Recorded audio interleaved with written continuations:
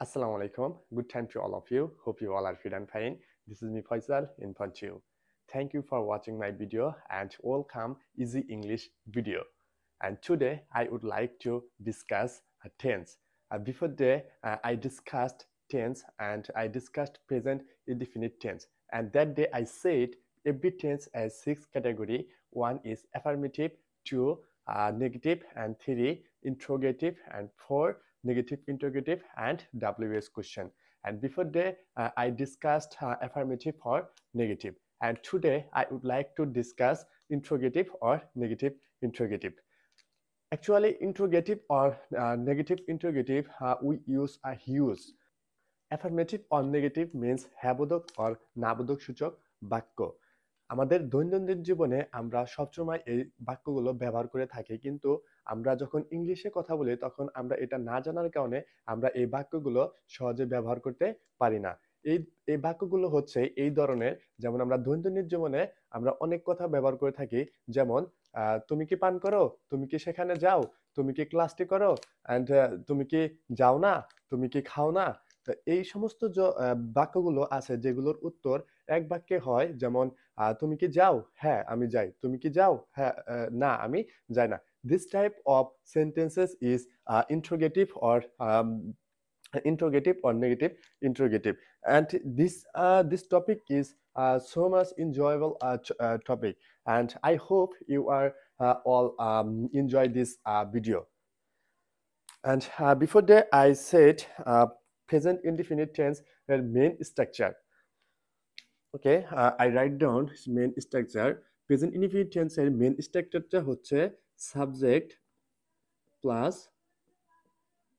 main verb বা base form of verb plus extension.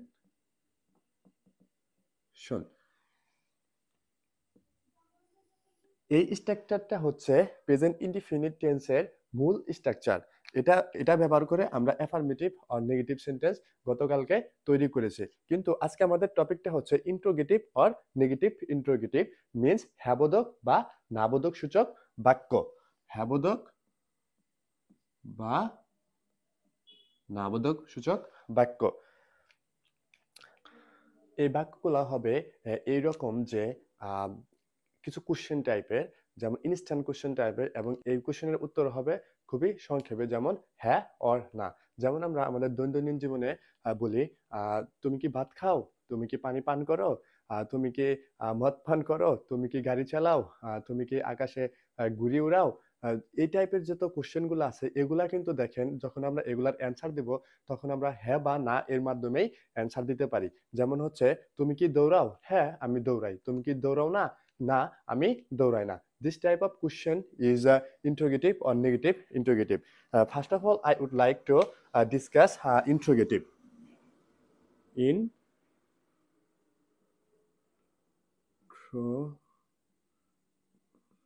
Interrogative.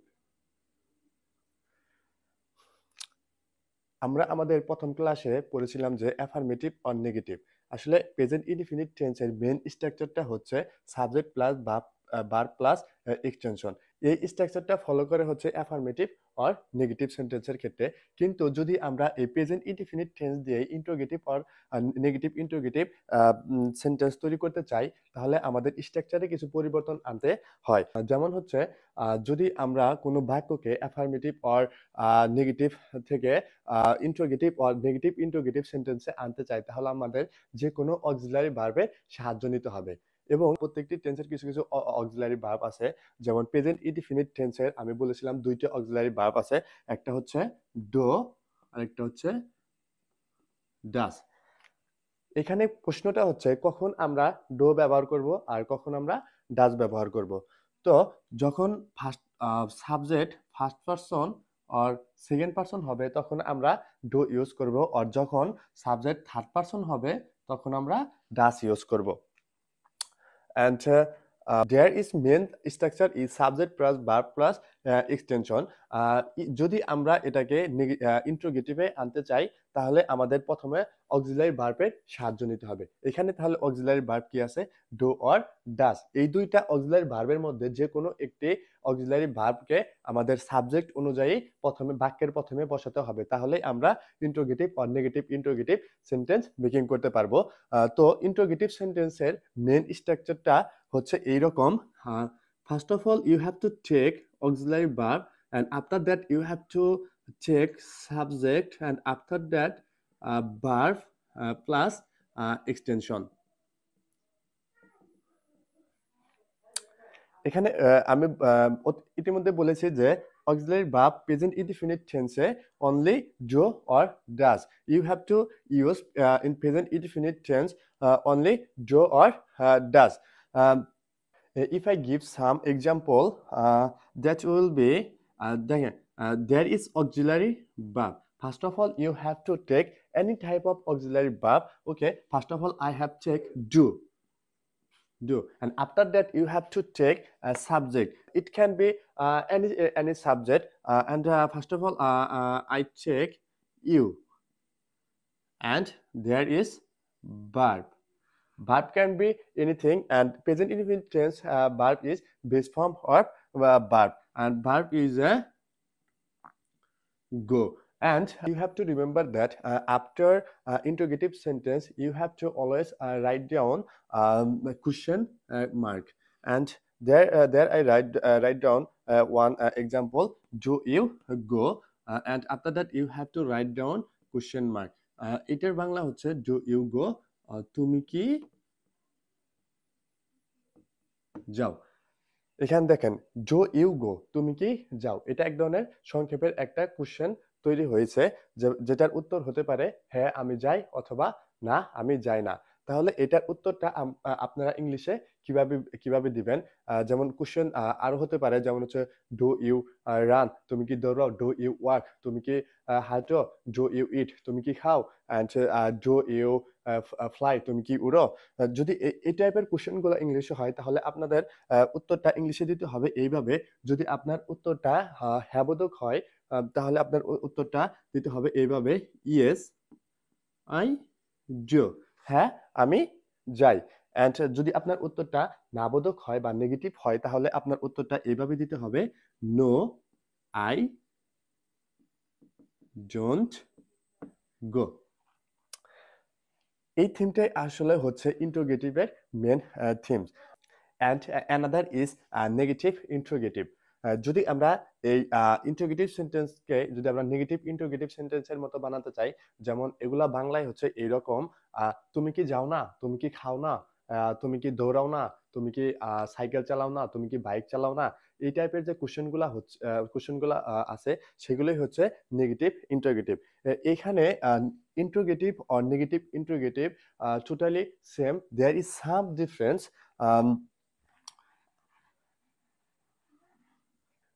Before time I said interrogative সেন্টেন্সের main structure হচ্ছে auxiliary plus subject plus verb plus extension. যদি এটারই হচ্ছে negative interrogative করতে চাই তাহলে আমাদের শুধু এই যে অক্সিলারি ভার্বটা আছে এটার সাথে নট যুক্ত করতে হবে। যেমন এটা এইভাবে হবে যে অক্সিলারি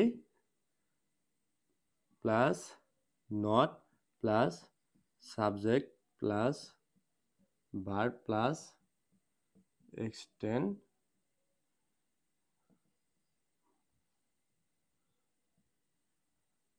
এক্সটেনশন। এটা শেষেও আপনাদের প্রশ্নবোধক মার্কটি ব্যবহার করতে হবে। এটা হচ্ছে নেগেটিভ ইন্টারোগেটিভ। তাহলে যদি আমি কিছু এক্সাম্পলের মাধ্যমে দেখাতে চাই তাহলে এটা হতে পারে এই ধরনের যে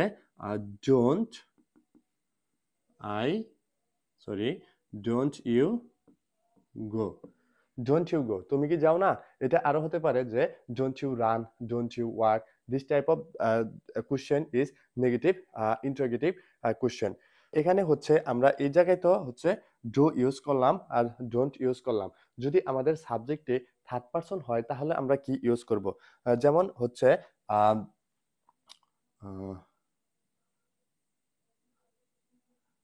জো রানা গো। দেখেন তো এই বাক্যটি কারেক্ট অর ইনকারেক্ট। দেখেন আমি এখানে লিখেছি ডো রানা গো, রানা কি যায়। এই বাক্যটা আসলে totally incorrect because first class I said that when you have to take third person singular number, that time you have to take auxiliary form is does, and you have to take any verb after is বা yes। দেখেন কিন্তু এখানে দেখেন কোনো রুলসই follow করা হয়নি। কিন্তু এই বাক্যটিকে যদি আমরা সঠিকভাবে লিখতে চাই তাহলে কি হতে পারে, যেমন ধরেন এখানে হচ্ছে Rana, this is third person singular number. যদি আমরা third person singular number use করি তাহলে কি আমাদের ডাস ইউজ করতে হবে। তাহলে আমাদের পূর্বে হচ্ছে ডিও ইয়েস ডাস ইউজ করতে, তাহলে ডাস রানা গো। এখন এখানে কোশ্চেন হচ্ছে এখানে আমরা কেন গো ইউজ করলাম, কেন গোস ইউজ করলাম না। যদি আমরা কোনো সেন্টেন্সে অক্সিলারি ভার্ব ইউজ করি তাহলে ভার্বের সাথে থার্ড পারসনের সাবজেক্টের ক্ষেত্রে ভার্বের সাথে আর এস বা ইয়েস যোগ করার দরকার হয় না। যদি আমরা এটাকে যদি আবার নেগেটিভ ইন্টারোগেটিভ করতে চাই, শুধু ডাসের সাথে হচ্ছে এনটা যোগ করতে দেবে, ডাজেন্ট রানা গো। তাহলে কি ডাজ রানা গো, রানা কি যায়, ডাজেন্ট রানা গো, রানা কি যায় না। এই এই এই দুইটা থিংই হচ্ছে ইন্টারোগেটিভ অর নেগেটিভ ইন্টারোগেটিভের মেন থিম। এখন আমি আপনাদের দেখাবো কিভাবে আসলে আপনারা প্র্যাকটিস করবেন। If you want to be a fluent speaker you have to practice every day and you have to maintain your consistency. Now I would like to show how to you practice proper way. You have to practice this way. First of all, you have to take auxiliary form, and after that you have to take subject, and after that verb, and after that expression. If you want to be a fluent speaker, you have to practice properly and you have to practice loudly. And আপনার হচ্ছে try করতে হবে এক নিঃশ্বাসে এই সবগুলো subject দিয়ে একটি করে ভার্ব নিতে। First of all, you have to take one verb. There as I have take one verb is play, and after that you have to take all subject and you connect it to auxiliary subject verb plus extension.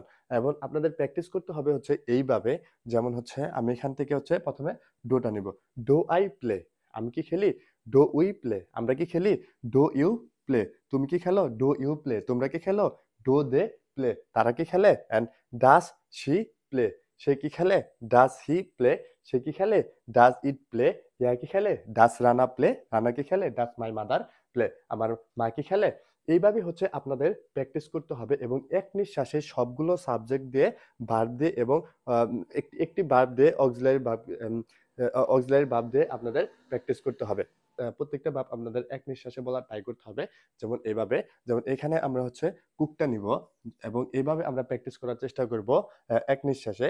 Do I cook, আমি কি রান্না করি, do we cook, আমরা কি রান্না করি, do you cook, তুমি কি রান্না করো, ডু ইউ কুক, তোমরা কি রান্না করো, ডু দে কুক, তারা কি রান্না করে, ডাস শি কুক, সে কি রান্না করে, ডাস হি কুক, সে কি রান্না করে, ডাস ইট কুক, ইহা কি রান্না করে, ডাস মাই মাদার কুক, আমার মা কি রান্না করে, ডাস রানা কুক, রানা কি রান্না করে। এই যে একটা রিদমে বলতেছেন, যখন আপনারা এটাই অভ্যস্ত হয়ে যাবেন তখন অটোমেটিক্যালি দেখবেন আপনাদের ফ্লুয়েন্সি ধীরে ধীরে আপনাদের মাঝে এসে যাচ্ছে। এবং এটা হচ্ছে ইন্ট্রোগেটিভের ক্ষেত্রে। যদি এটাকে আমরা হচ্ছে নেগেটিভ ইন্ট্রোগেটিভের ক্ষেত্রে করি, যেমন এটাকে হচ্ছে নেগেটিভ ইন্ট্রোগেটিভের ক্ষেত্রে করি, তাহলে আমাদের কি হবে, ওই যে ডো আর ডাসের সাথে শুধু নটটা যুক্ত করে দিতে হবে। যেমন এখানে হচ্ছে ডো আর ডাসের সাথে যদি আমরা নট যুক্ত করি তাহলে সংক্ষেপে আমরা বলতে পারবো হচ্ছে ডোন্ট, আর ডাজের সাথে যদি নট যুক্ত করে ডাজের সাথে যদি নট যুক্ত করি তাহলে হবে ডাজেন্ট। তাহলে দেখেন এটা আমরা কিভাবে প্র্যাকটিস করব, এটাই সেই সেম ভাবে আমাদের প্র্যাকটিস করতে হবে। যেমন হচ্ছে আমি একটা প্র্যাকটিস করে দেখাই, ডোন্ট আই প্লে, আমি কি খেলি না, ডোন্ট উই প্লে, আমরা কি খেলি না, ডোন্ট ইউ প্লে, তুমি কি খেলো না, ডোন্ট ইউ প্লে, তোমরা কি খেলো না, ডোন্ট দে প্লে, তারা কি খেলে না, ডাজেন্ট শি প্লে, সে কি খেলে না, ডাজেন্ট রানা প্লে, রানা কি খেলে না, ডাজেন্ট মাই মাদার প্লে, আমার মা কি খেলে না। এইভাবে প্রত্যেকটি সাবজেক্টকে নিয়ে এবং একটি অক্সিলারি ভার্বকে নিয়ে এবং একটি ভার্বকে নিয়ে আপনাদের প্র্যাকটিস করতে হবে। It can be any verb, you have to practice this way. This is the thing, you have to practice properly if you want to be a fluent speaker, and that's the thing. Tomorrow I will discuss WS question. Thank you for watching my video. Assalamu alaikum. Have a good day.